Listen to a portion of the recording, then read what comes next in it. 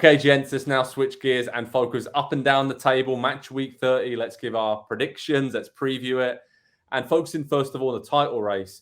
Big game at St. Mary's. Southampton against Manchester City. Andy Edwards. Man City got the opportunity here before Arsenal play this weekend just to close the gap to 5 points. Pile a little bit more pressure on Arsenal. Saints at bottom of the table, struggling. It looks like they are down and out right now, but what do you think about Man City? Because they were absolutely sensational against Liverpool last week. And even without Erling Haaland, we're not sure if he's going to play this weekend yet. But Jack Grealish, Alvarez, Gundogan, De Bruyne, Mahrez, Bernardo Silva, all of those players right now, they've just hit peak form, right? They've hit their peak at the perfect time of the season. And I spoke to Bernardo Silva after that win against Liverpool. That's what he said. He said, I think this is our best form of the season right now. And what a time for Man City to be playing the way they are. Yeah. Has City's dominance and just consistency over the last few years kind of broken our brains with the way that we look at them and think about them? Because we just got done this week talking about Arsenal, how they've won 7 in a row. They're in driver's seat, very comfortable in the title race, just have to not mess it up and it's theirs, all those things. And so I pull up City's recent results. They've won 6 and drawn 1 of their last 7. And it's almost being made out to like, well, City are losing the title here with their focus on the Champions League, and certainly they are. But at the same time, there's a couple 4-1s in there. There's a 3-1 over Arsenal. There's a 3-1 over Aston Villa, who are in fantastic form at the moment now as well. It feels like because of what Arsenal have done this season, City aren't getting the credit for being as good as they have been. And I'm as guilty of it as anyone. So it feels like I'm trying not to talk myself into City still being in the title race. This weekend with Southampton, it's got to be comfortable, right? Like if they are going to continue to push Arsenal in the title race, they've got to not just beat Southampton. They've got to put that pressure back on, cut the lead to 5 points for a few hours, and make it look good as well. And if Haaland is going to be back in the team, then obviously that helps. So yeah, I'd like to find a way for Southampton in this one, Joe. I really, really would, but I don't know where it comes from. Yeah, I'll be at St. Mary's for this one. So I'm expecting to see a masterclass from City and to be a very one-sided game.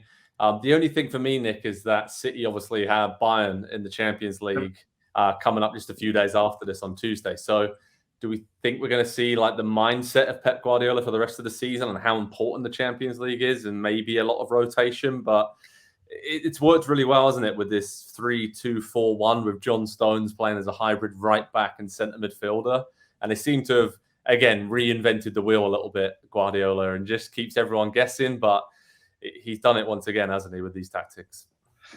Listen, I think it could work to their advantage. It's going to look a little bit like what you're saying. It's going to look like they're resting up for the Champions League. But the fact of the matter is, I think, it's reasonable to think Haaland maybe comes off the bench for the last 30 minutes, and it looks that way. We all know he's also perhaps, hopefully, right, it's just a fitness thing, and maybe he's getting his legs under him for the Champions League.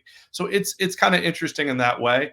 I also think Man City and Arsenal, when the tale is told on this season, a calendar might deserve its championship ring or whatever they give out, the laurels in Arsenal, because that match in hand has just loomed. If this was a 5-point all the time because they were even on games, I honestly think it'd be a lot harder for Arsenal. I know that's goofy to say, but the fact that it goes to 8 from time to time makes us discount Man City more than we should.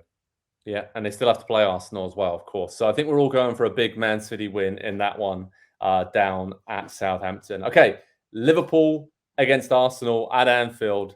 What are we thinking here, Andy? We spoke about it on PST earlier this week, really dug deep into that one. We're thinking Arsenal, a narrow win, but we really aren't sure what Liverpool side are going to turn up. And, of course, the power of Anfield can do special things, and this probably will be tighter than many think it will be. But I am intrigued to see this Arsenal side because they've been so good. 7 straight wins heading into this weekend in the Premier League. But no disrespect to the teams they've been beaten, they should have been beating these teams, right? And Liverpool, even though they are struggling this season, this is still a big test for them away at Anfield. Yeah.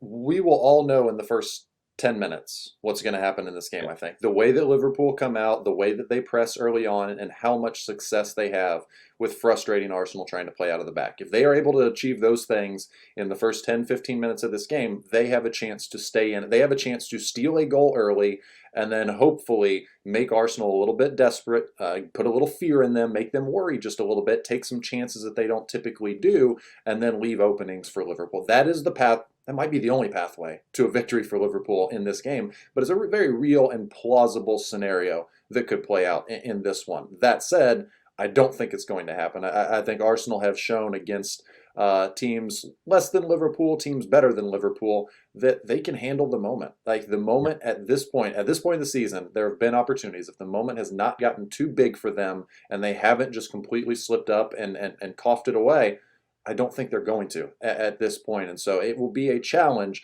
but I think in the end it looks pretty comfortable on the scoreboard. Yeah, I think the only way Arsenal will lose this game or lose the Premier League title this season is if they implode themselves. I just can't see toe-to-toe going head-to-head to players. They don't make any big mistakes. They're obviously going to win the title. And I can see them winning away at Liverpool this weekend.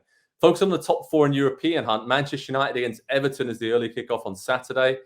We have Tottenham against Brighton, a massive game in the top four scrap. Who thought we'd be saying that at the start of the season?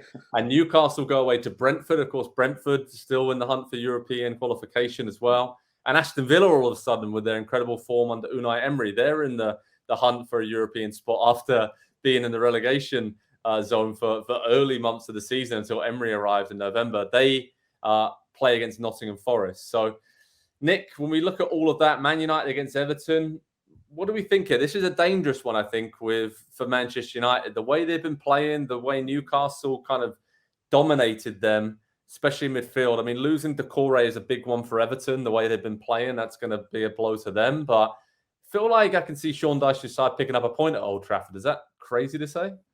No, because they haven't played since Monday, and Man United played on Wednesday. I think that's a big factor here. Yeah. That said, it's a test for both of these teams' mentalities. I think we see Sean Dyche's team as fighters now, rightly so. We have thought of Erik ten Hag's team as fighters. Are they? Is the question mark. Are they able to rally on their third game in 8 days or whatever it is? It's a big question for them because if they were to drop points here, for the first time in a while, I think we'll be asking actual questions that we didn't even worry about because I think we called 7-0 just something that happens from time to time. So big mentality questions for coming out of this game. Yeah, I think Man United will just nick it. I think maybe a 2-1. I can see something like that. Just Rashford and Bruno. Someone will pop up. And, of course, Casemiro is back soon, so that's a big boost for Man United. Tottenham against Brighton, Andy. What are we thinking here? Narrow. You think Brighton, right? You think Brighton are going to nick this and just underline how good they are under Roberto De Zerbi? I think Tottenham are going to nick it, but this should be, probably from a footballing point of view, a fun game to watch because Tottenham at home will be expected to come out, and then Brighton are really good at picking apart teams on the counter, aren't they?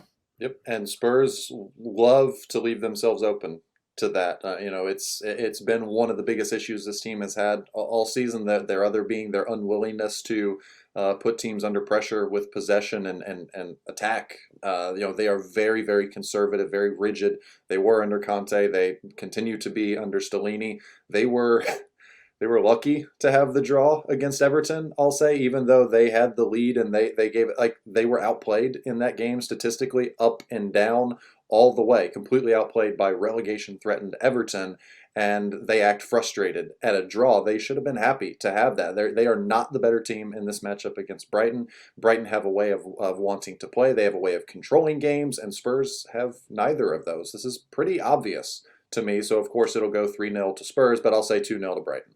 There you go. I think Newcastle are going to beat Brentford. It'll be tight, but the form they're in right now, I think they're going to win. And I think Villa are going to beat Forest and continue their hot streak as well. And Forest are really struggling down towards the bottom of the Premier League table. Speaking about the relegation scrap, Leicester against Bournemouth, Nick Mendola. What a 6-pointer that is. Two teams in the bottom three squaring off. What are your thoughts on that one? And kind of fancy Bournemouth to win right now because Leicester losing Rodgers, the kind of downward spiral they're on. It doesn't seem to me like those players are up for the relegation scrap. And they worked hard against Villa, went down to 10 men, but the demoralising ways that they're losing games late on against Palace and then against Villa seems like the kind of thing that happens when you start to lose belief at the end of the season and then it all unravels. So what are you thinking? Bournemouth win here? You just kind of talked me into it. I was going to tell you that I still expect the talent level at Leicester to win out. If it doesn't, I think if they were to lose this game, I would think they're going down. Yeah, at home to the Shards. Yeah, that's fair enough. Leeds against Palace. Both teams have kind of got themselves out of a spot of bother with recent wins. I could see a draw in that game, and both teams being fairly happy with that, given their recent displays. And then we have Fulham against West Ham. Again, West Ham, David Moyes under pressure after that heavy defeat against Newcastle. Fulham are really struggling, though, obviously losing Mitrovic for an extended period after that lengthy ban for pushing the referee in the FA Cup. I kind of feel like Fulham might get back on track in this one, and West Ham really are struggling. Even the games they've won recently have not looked that impressive. So I'm going to go for a Fulham win. And Wolves against Chelsea, Andy Edwards, take us home. Frank Lampard coming back in as Chelsea boss, as we talked about on PST this week. A big surprise. Let's wait and see what happens. It looks like long term he's not going to be the big fit there for Chelsea, but short term he may get a bit of a tune out of some of these players, the likes of Mason Mount, Pulisic, and others that he worked closely with in his previous spell. And Wolves, are we a bit worried about Wolves? Because they look like they turned the corner under Lopetegui, and they haven't really got going again, have they? Yeah. Everybody in the relegation scrap has turned a corner, doubled back, gone back around the corner, maybe turned the corner again, doubled back again, and just continues to. It's musical chairs. Everybody down there in the bottom 9 places at the table just continues rotating spots based on a draw. Will change you 2 places. A victory will push you up 4 places. Like, that is what the situation is down there. I think Wolves will ultimately be fine. Chelsea, they are what they are this season. This, to me, is the most obvious scoreless draw between Wolves. Their unwillingness, their lack of desire to attack, and Chelsea, just the constant changing that has gone on there. Frank Lampard, we kind of saw what Everton was when he was there this season. We saw a lot of what Chelsea was when he was the manager the first time around. It just feels like a game where chances will be at a premium, shall we say, to make a scoreless draw sound really fancy. There you go. That is Match Week 30, our predictions and preview. Another big match week coming up in the Premier League. Of course, they're all big now between now and the end of the season, right, gents? We've got the title, top 4 European spots and relegation places to decide. And it seems like right now every single game has something on it, which is great to say at this point of the season. So it's been great to spend time with you guys. Thanks as always for your analysis and insight. Thanks everyone for watching. And a final reminder, head over to Pro Soccer Talk on NBCSports.com for all the how to watch information, preview, reaction, video highlights and analysis from what promises to be another splendid weekend across the Premier League. Always splendid to speak with you chaps. Thanks, guys. Appreciate it. And speak to you all very soon indeed. Cheers, guys. Hi there, I'm Rebecca Lowe, studio host for NBC's coverage of the Premier League. Don't forget to hit subscribe to watch more videos all season long. For even more Premier League content, from original series to live matches, head over to Peacock and be sure to tune in for Premier League mornings every weekend on USA Network and on Peacock. We will see you over there.